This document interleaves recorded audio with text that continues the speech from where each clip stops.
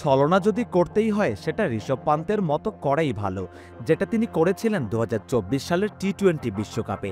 এবার সেটাই করলেন আইপিএলের মঞ্চে, খোদ ইডেন গার্ডেন্সে।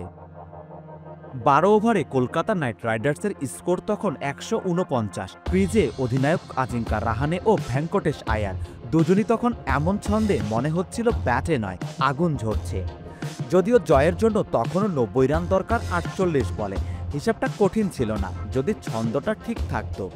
আর ঠিক তখনই ঋষভ পন্থ খেললেন তার ক্যারিয়ারের অন্যতম সেরা ডেলিভারি, ব্যাটে নয় মাথায়। 13তম ওভার শুরুর আগ মুহূর্তে মাঠে লুটিয়ে পড়লেন পন্থ।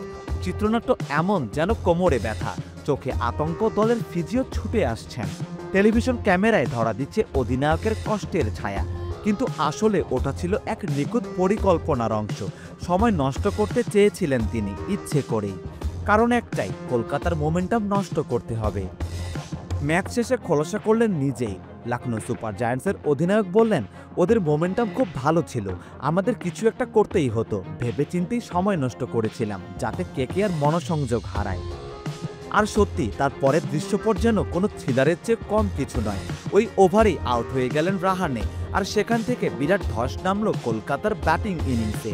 একটা সময় যেখানে ম্যাচটা কেকেআরের হাতেই ছিল, সেখানে তারা শেষ পর্যন্ত হেরে গেল মাত্র 4 রানের ব্যবধানে। পান্তের এই কৌশল অবশ্য নতুন কিছু নয়, ঠিক এমন কাণ্ড তিনি করেছিলেন 2024 টি-20 বিশ্বকাপের ফাইনালেও। দক্ষিণ আফ্রিকার দরকার তখন 24 বলে 26 রান, ক্রিজে হেনরিক ক্লাসেন।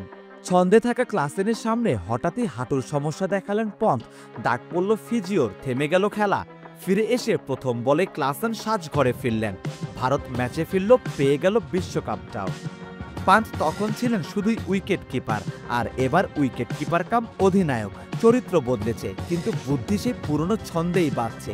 ক্রিকেট মাঠে এমন পরিকল্পনা, এমন ঠান্ডা মাথার ষড়যন্ত্র আর কজনই বা করতে পারে বলুন? সারোয়ার সেতু, জিডি স্পোর্টস।